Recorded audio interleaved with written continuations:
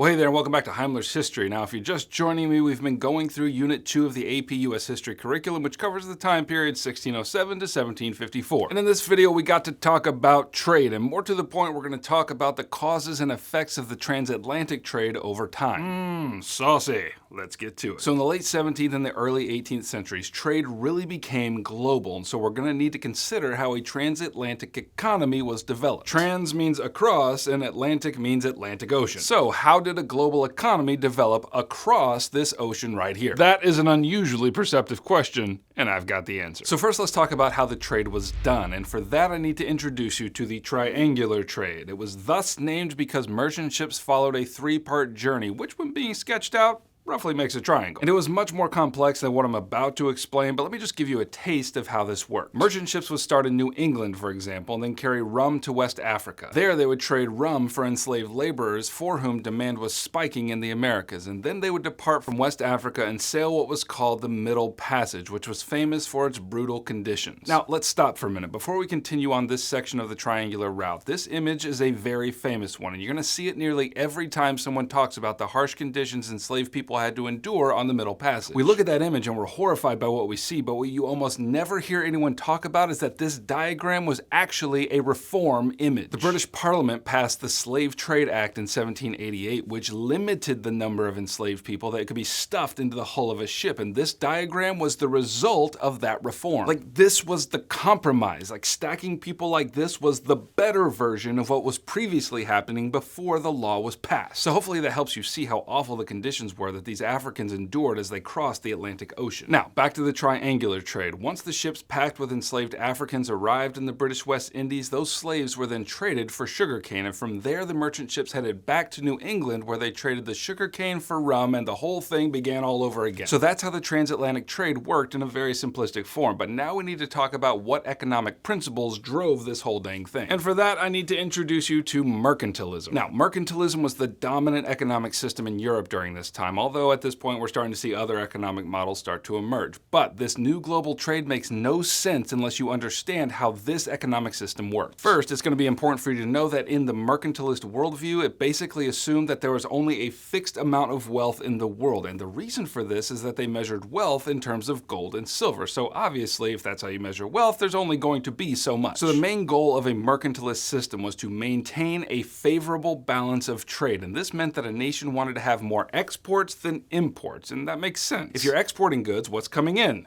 Gold. If you're importing goods, what's going out? Gold. So if there was only a fixed amount of wealth in the world, then the mercantilist states wanted to get as big a slice of that pie as they could because, hey, there's only so much pie, and you know, mama like pie. Another important feature of mercantilism was the establishment of colonies, and this had a twofold benefit. First, it gave mercantilist powers access to raw materials that they couldn't find in their own country. And second, those colonies could then become markets for their manufactured goods. And so to this end, during this period, the British government tried to increasingly weave the center of the empire together with its colonies, and one way they sought to do this was through the passage of a series of laws called the Navigation Acts. These laws required merchants to engage in trade with English colonies exclusively in English ships, and also certain valuable trade items were required to pass through exclusively British ports where they were taxed. Again, all of this was done in order to assure that the British could have maximum gold and silver coming into their coffers. Now, the last thing we need to talk about is how this trade fundamentally changed colonial societies. Like, this transatlantic trade generated massive wealth for the elites of society, which included merchants and investors and plantation owners. Additionally, it transformed America's seaports into thriving urban centers. And these two effects combined created a further effect, which was the consumer revolution in North America. Affluent families began to buy more goods, and that actually had the effect of changing the way society was shaped. And prior to this, one's place in society was tied strongly to what family that person was from. So after this consumer revolution, societal status was more tied to financial success and a refined lifestyle. So the consumer revolution meant that you were respected in society not because of your family pedigree, but whether or not that beaver skin hat was popping today. So all that to say, the transatlantic trade created a truly global trade network fueled by the principles of mercantilism that fundamentally altered the societies in which it functioned, whether those societies were European or African or American. All right, that's what you need to know about Unit 2, Topic 4 of the AP U.S. History curriculum. And if you're struggling in your class, then you know Heimler got you. Check out my review packet right here and it'll make all your dreams come true. If you want me to keep making these videos, then there's a very easy way to let me know that, and that's to hit the subscribe button right over there, and I will keep making them. Heimler out.